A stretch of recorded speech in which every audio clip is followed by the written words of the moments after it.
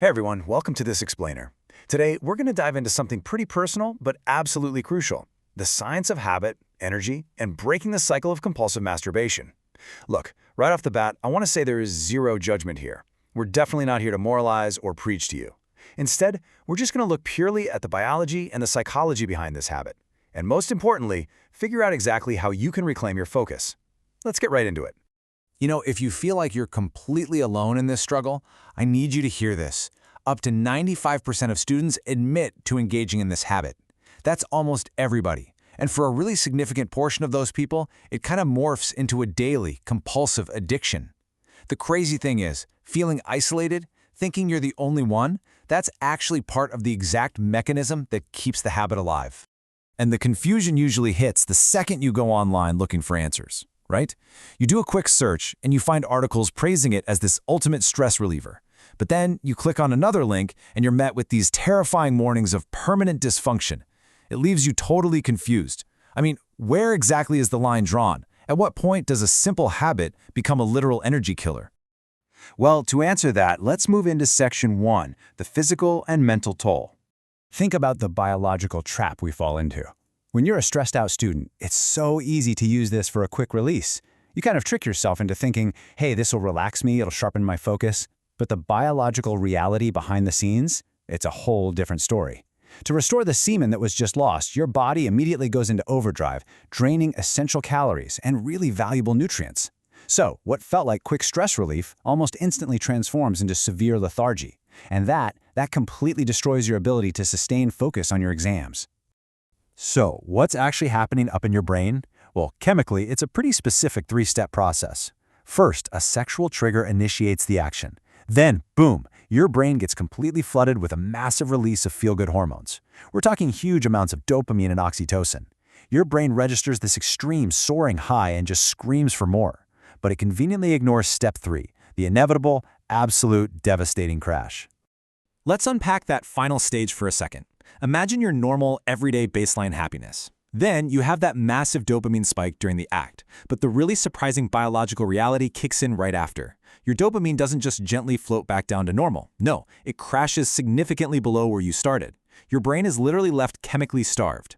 That's exactly what causes those heavy feelings of emptiness, regret, and profound tiredness. Which brings us to a super simple, totally logical analogy. Think about it. Even essential things, like food, become harmful in excess. We absolutely need food to survive, right?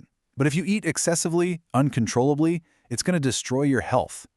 The exact same principle applies here, completely stripping away any morality, just purely from a biological standpoint.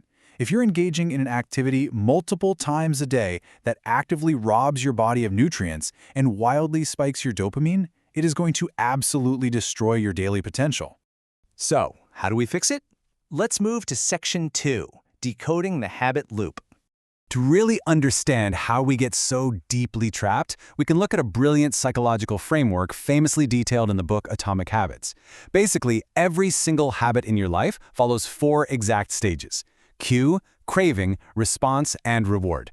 Once you understand this loop, it's like you hold the magical key to dismantling the addiction. Because honestly, you can't just rely on sheer willpower. Willpower runs out. You have to surgically break this continuous chain. It all starts with the cue. This is your trigger. It could be an Instagram photo, a scene in a movie, or honestly, just sitting there bored staring at the ceiling. And cues are deeply, deeply personal. An innocent fitness picture might be totally harmless to one person, but act as a direct, powerful trigger for someone else. Pinpointing exactly what your specific cues are is the absolute crucial first step to taking your power back. Which leads us right into Section 3, 4 steps to break free.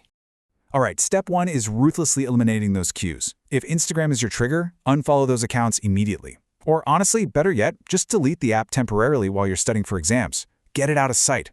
Furthermore, you absolutely must avoid porn.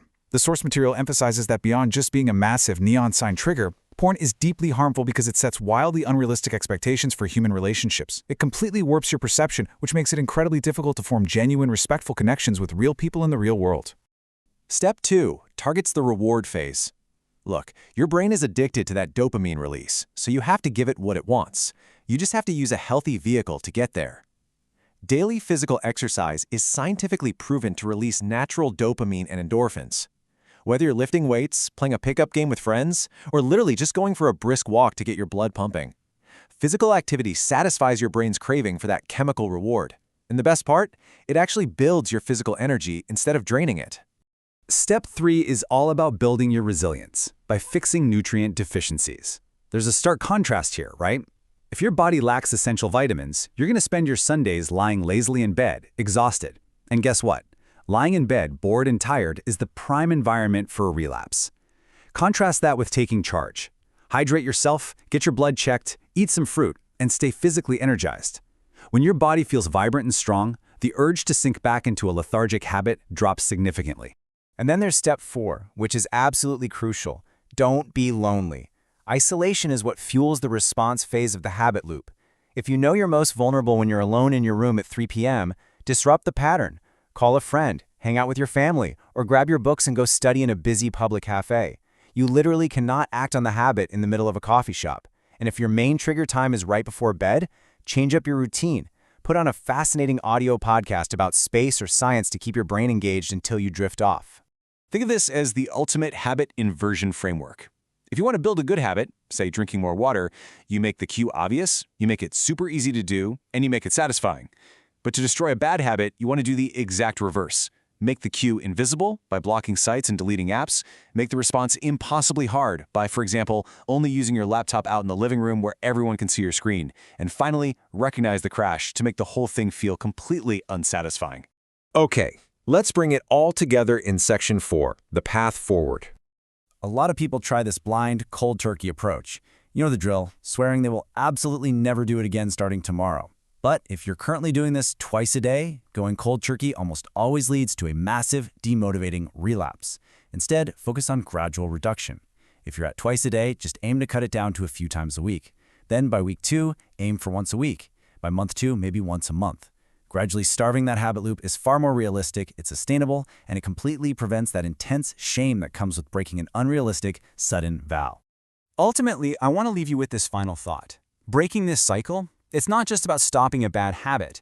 It is about fundamentally taking back your focus, your drive, and your physical vitality. When you finally stop draining your biological reserves to satisfy a temporary chemical illusion, you are suddenly going to have an abundance of energy. So the only question left for you is, what will you build, achieve, and conquer with all that newly reclaimed energy?